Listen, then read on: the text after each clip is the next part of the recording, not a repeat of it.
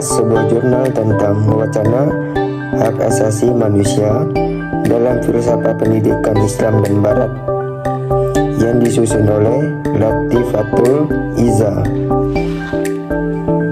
Prinsip umum tentang HAM dalam Teaching Human Rights yang diterbitkan Perserikatan Bangsa-Bangsa atau PBB disebutkan HAM merupakan hak yang ada pada setiap diri manusia, sehingga tanpanya seseorang tidak bisa hidup sebagai seorang manusia. Misalnya, hak mendapatkan pendidikan. Hal ini merupakan klaim seorang untuk mengembangkan dirinya atau dapat mengakses pendidikan.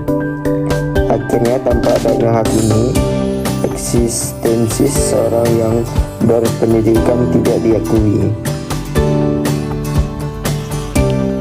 Prinsip umum tentang HAM yang dicanangkan PBB pada 1948 dianggap sebagai pedoman standar bagi penegaknya HAM bagi negara-negara di dunia.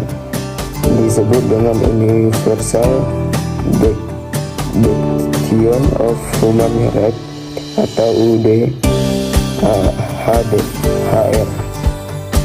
Berikut ini prinsip tentang HAM yang berlandaskan pada UDHR.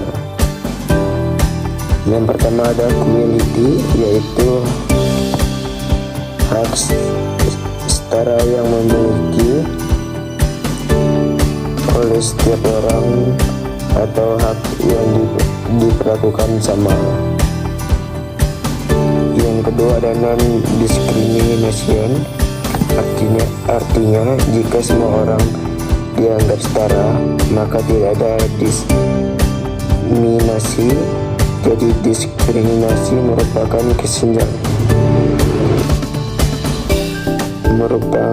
kesenjangan akibat perilaku yang seharusnya sama.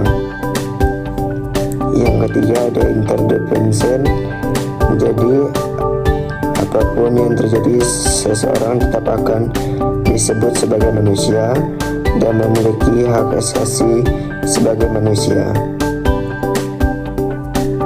Yang keempat ada inalienable, yaitu hak yang tidak dapat dihilangkan, dipindahkan, dialihkan, atau digantikan dengan yang sama. Hak-hak asasi ini tidak dapat dicabut.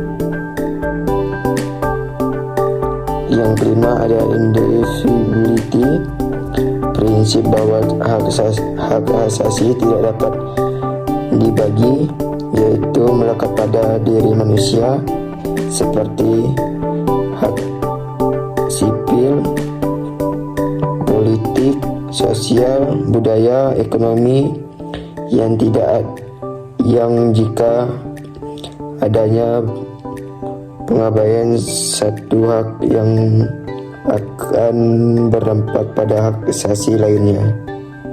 Yang keenam ada universality, yaitu hak asasi yang pada prinsip bersifat universal yang dimiliki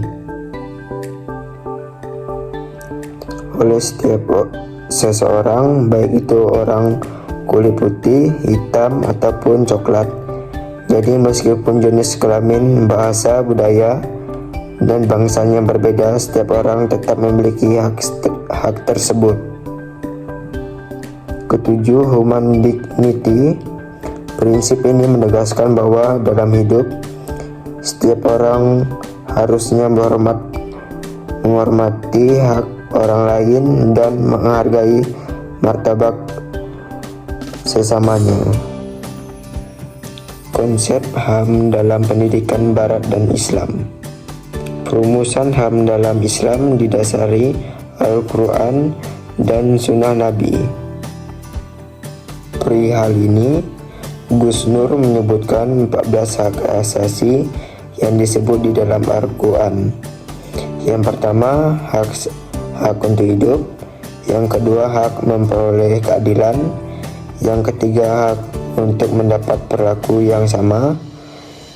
Keempat, hak untuk berpartisipasi dalam kehidupan sosial dan negara.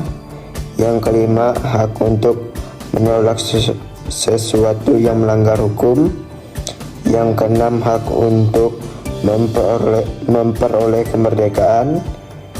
Ketujuh, hak untuk memperoleh kebebasan dari ancaman dan penuntutan.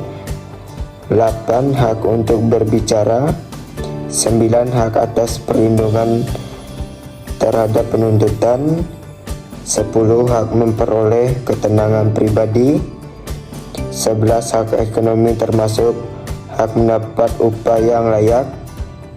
12. Hak untuk melindungi, menghormati, dan nama baik. 13. Hak atas harta benda. Dan yang ke-14, hak untuk mengganti kerugian yang sepadan. Implementasi hak dalam pendidik. Pada dasar penerapan HAM tidak dapat dipisahkan dengan bidang pendidikan.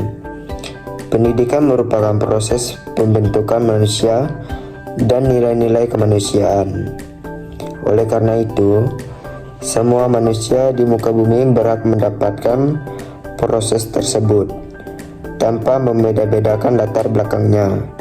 Karena itu pula, terdapat prinsip kesetaraan dalam lembaga pendidikan.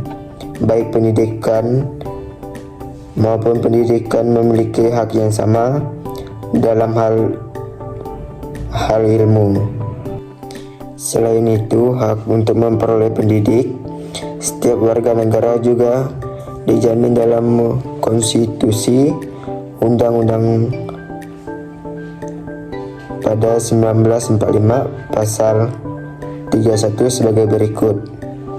Yang pertama, setiap warga negara berhak mendapat pendidik.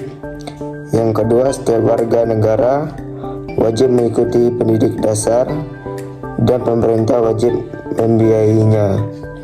Yang ketiga, pemerintah mengusahakan penyelenggaraan satu sistem pendidik nasional yang meningkatkan kemampuan dan ketakwa serta akhlak mulia dalam rangka mencerdaskan kehidupan bangsa yang diatur oleh undang-undang.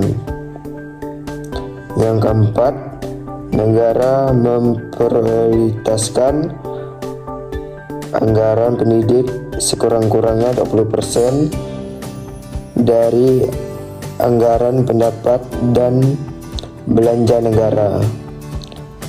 Yang kelima,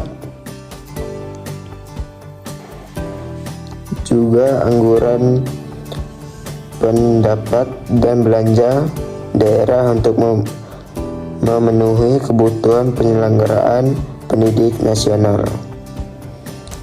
Yang kelima, pemerintah memajukan ilmu pengetahuan dan teknologi dengan menjunjung tinggi nilai-nilai agama dan persatuan bangsa untuk kemajuan perabatan serta kesejahteraan umat manusia.